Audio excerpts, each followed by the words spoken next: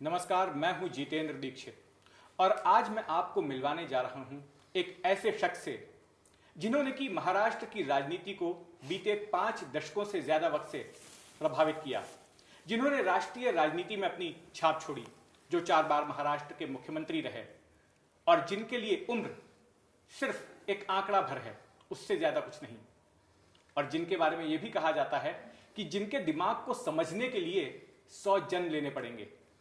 जी हां, आप सही समझे, मैं बात कर रहा हूं शरद पवार जी की, जो इस वक्त हमारे साथ बातचीत के लिए मौजूद हैं। शरद पवार जी, एनडीटीवी में आपका स्वागत है। नमस्कार। इंडिया अलायंस बनते वक्त हमने देखा कि कई घटक दलों के बीच में आपसी विवाद हुआ, कुछ लोग अलग भी हो गए। आपको लग रहा है कि इस पूरे कैंपेन के दौरान जो है इंडिया अलायंस एक टक्कर दे पा रहा है एनडीए को, या फिर अगर महाराष्ट्र में महायुति की बात करें तो? मुझे लगता है कि इलेक्शन से पहले मिलकर काम करने की बात तो थी और सीटों का बंटवारा में कुछ न कुछ डिफरेंसेस थी। हम लोगों ने बैठकर कौन से डिसीजन ले लिए जहाँ डिफरेंसेस है वो नज़रअंदाज करो, और जहाँ मिलकर काम कर सकते वहाँ करिए। मगर सच्चाई ये है कि चुनाव होने के बाद, अच्छा नंबर मिलने के बाद सब मिलकर बैठेंगे और आगे की राजनीति तय करेंगे। सब कोई इलेक्शन नहीं है, सब कोई सीटों का चयन करना नहीं है, सब अल्टरनेटिव देना है, और ये अल्टरनेटिव देने के लिए मिलकर मिनिमम कॉमन प्रोग्राम तैयार करके आगे जाने के लिए कोशिश करना चाहते हैं। ये हमारी लाइन रहेगी। पवार साहब, अगर महाराष्ट्र की बात करें तो इस बार वंचित बहुजन आघाड़ी जो है आपकी महाविकास आघाड़ी के साथ में नहीं है। पिछले चुनाव में इस वंचित बहुजन आघाड़ी ने काफी नुकसान पहुंचाया था। जो आपका कांग्रेस एनसीपी का गठबंधन था, कई सीटों पर जो है वंचित बहुजन आघाड़ी के उम्मीदवारों ने आपके वोट काटे। कई जगहों पर वो दूसरे नंबर के उम्मीदवार थे, कई जगहों पर तीसरे नंबर के उम्मीदवार थे, और एक बड़ी भूमिका वंचित के उम्मीदवारों ने आपके उम्मीदवारों को हराने में अदा की थी। इस बार भी वंचित आपके साथ में नहीं आ सकी। हालांकि उनके साथ चर्चा तो बड़ी हुई, लेकिन कोई बात नहीं बन पाई। आपको लगता है कि वंचित बहुजन आघाड़ी का इस बार भी नुकसान हो सकता है आपको? बस ऐसे ही कि हम चाहते थे कि वंचित हमारे साथ रहे, कोशिश की, बातें हुई, कई सीरीज ऑफ मीटिंग हो गई, मगर अनफॉर्चुनेटली वो मटेरियलाइज नहीं हुआ। मगर वहाँ की 5 साल पहले की स्थिति और आज की स्थिति में फ़र्क है। वो फ़र्क ऐसा है कि 5 साल पहले वंचित जब अलग लड़ रहे थे, इनके साथ माइनॉरिटीज़ की जो ऑर्गेनाइजेशन है एमआईएम की, वो भी थी, और इसलिए दोनों का कॉम्बिनेशन था। दोनों का कॉम्बिनेशन में स्ट्रेंथ ज़्यादा थी। आज एमआईएम अलग हो गई, वो वंचित के साथ नहीं, और इसलिए वंचित का 5 साल पहले जो इम्पैक्ट था, वो इम्पैक्ट यहाँ हमें होगा नहीं और नज़र भी नहीं आ रहा। पवार साहब, मैं वापस 5 साल पहले जाना चाहता हूँ। अभी वंचित की आपने बात की, 5 साल पहले की। 5 साल पहले महाराष्ट्र में राजनीति में एक विस्फोट हुआ था, जब हमने देखा कि एक सुबह अचानक अजीत पवार आपसे बगावत करके देवेंद्र फडणवीस के साथ उन्होंने सुबह सुबह शपथ ले ली थी, उप मुख्यमंत्री बन गए थे, वो मुख्यमंत्री बन गए थे। लेकिन 3 दिनों में ही वो सरकार गिर गई, क्योंकि उसके बाद आपने जिस तरह के कदम उठाए थे और जिस तरह की कार्रवाई तुरंत आपने की, उसके बाद वो बगावत वहीं पर फेल हो गई। लेकिन उसके बाद आपने अजीत पवार को वापस से पार्टी में ले लिया, उनको अहम पद दे दिए, उनको उप मुख्यमंत्री बना दिया। क्या आपको लगता है कि ये आपकी एक गलती थी या आपकी तरफ से की गई एक भूल थी, अजीत पवार को वापस पार्टी में लेना और उनको इतने बड़े पद पर देना, इतनी ताकत दे देना उनको? बात ऐसी है कि गलती हो गई, वो एक्सेप्ट किया उन्होंने, और एक मौका देने की आवश्यकता थी। और ये मौका देने के लिए वो गलती के बारे में उन्होंने खुद नाराज़गी पैदा की, बताई, तो हमने वो एक्सेप्ट किया। और राजनीति में कभी कभी गलती होती है, सुधारने की तैयारी होगी तो सुधारने का मौका देना चाहिए। ये मद्देनज़र रखते हुए हमने उनको मौका दे दिया। मगर आज जो स्थिति है वो देखने के बाद तब हमने जो उनको मौका दे दिया, वो हमारा निर्णय ठीक नहीं था, ऐसे आज सामने लग रहा है। पवार साहब, आपकी रीडिंग क्या है कि अजीत पवार क्यों पार्टी छोड़कर गए, क्यों उन्होंने बगावत की? क्या आपको लगता है कि वो इनसिक्योर थे कि कल को सुप्रिया सुले जो है वो पार्टी की कर्ता धर्ता बन जाएंगी, आपकी बेटी के हाथ में पार्टी की कमान चली जाएगी, या फिर जो उनके ऊपर आपराधिक मामले दर्ज किए गए थे वो उसमें फंस सकते हैं? क्या फैक्टर्स आप मानते हैं कि अजीत पवार ने इतना बड़ा कदम उठाया? सूफिया जी का कोई इसमें बिल्कुल ही संबंध नहीं। सूफिया जी फिर से 3 टर्म से ज़्यादा पार्लियामेंट में, तब हम भी सरकार में थे, हमारी पार्टी गवर्नमेंट में थी, हमारे पार्टी के लिए कुछ सीट गवर्नमेंट की मंजूर थी, हमने सूफिया को मौका नहीं दे दिया। प्रफुल्ल पटेल साहब 2004 में चुनाव हारने के बाद हमने उनको मंत्री बनाया, सूफिया को नहीं। इसके बाद शर्मा जी की लड़की, उसको मंत्री बनाया, सूफिया को नहीं। और इसलिए सूफिया के हाथ में नेतृत्व देना ये बात ही नहीं थी, और उसका इंटरेस्ट उसमें नहीं था।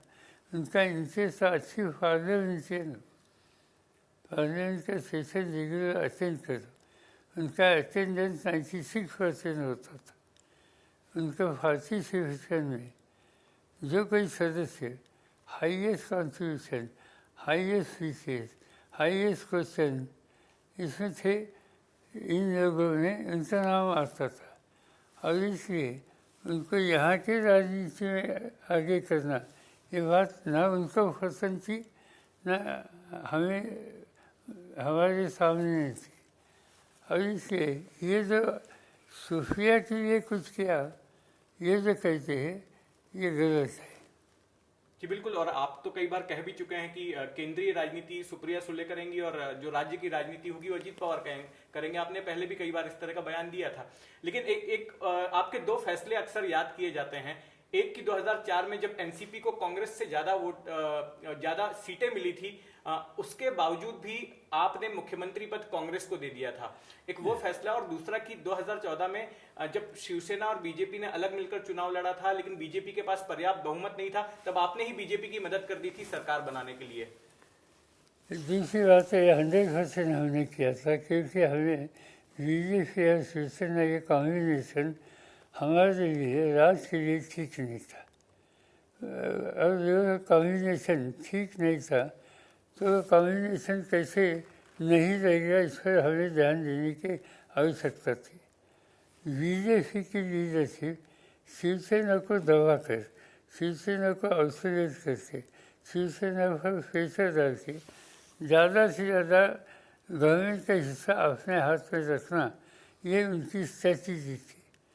और इसलिए इस स्ट्रैटेजी को इनकरेज करो और शिवसेना और बीजेपी इसमें डिस्टेंस करे, ये हमारी राजनीति थी। और ये जानबूझ कर हमने वो स्टेटमेंट किया। हमें मालूम था इस स्टेटमेंट का कोई फ़ायदा होने वाला नहीं, मगर ये दोनों में एक तरह की दूरी हो जाएगी, दरार आ जाएगी उनकी। दरार हो जाएगी। अगर दरार आ गई, आज नहीं कल, और आज हम और संसद मिलकर काम करें, कोई हमारे में डिफरेंस नहीं। ये हमारा कॉन्शियस डिसीजन था। लेकिन वो 2004 का क्या, जब अजीत पवार को इस बात का मलाल है कि उस वक्त एनसीपी का मुख्यमंत्री बन सकता था, लेकिन आपने ऐसा नहीं किया। सीधी बात है, हमारी मेजॉरिटी नहीं थी, हमें दूसरे के ऊपर गवर्नमेंट चलाने की बात थी।